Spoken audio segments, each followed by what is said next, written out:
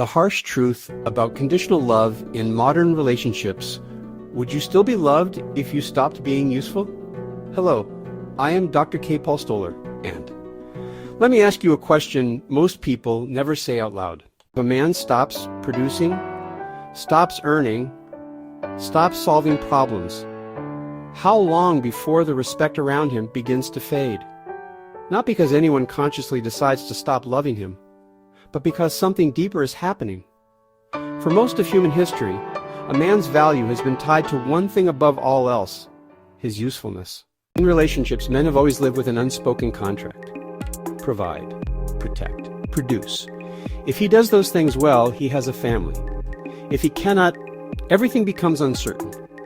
The uncomfortable truth many men quietly understand is this: they are often loved not just for who they are, but for what they can do. Now imagine reversing that structure. Imagine women growing up knowing their romantic value was measured entirely by performance. Maintain the home perfectly. Maintain your beauty. Maintain sexual availability. Maintain emotional support. And if illness, exhaustion, age, or circumstance made those things impossible, your partner could leave. Not scandalously, not cruelly, just logically. You were no longer performing the function the relationship depended on.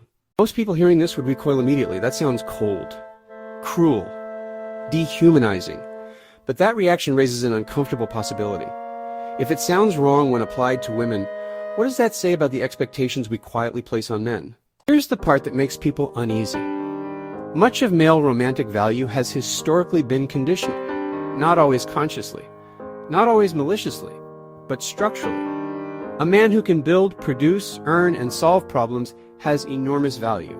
A man who cannot often loses status almost instantly. Even sociological data reflects this. Male unemployment dramatically increases divorce risk. Not because women are heartless, but because the role men were historically assigned was utility. Modern culture has rightly become sensitive to how cruel it is to measure human worth purely by performance, especially when it comes to women. We reject the idea that a woman's value should depend on her beauty, domestic labor, or sexual availability. And that's a good thing. But the question nobody asks is this: have we removed conditional expectations for women while leaving them intact for men? For thousands of years, relationships were built on clear roles. Men produce resources. Women manage domestic life. That structure is rapidly changing. Women have economic independence. Opportunities expanded. Gender roles blurred. But some expectations never disappeared.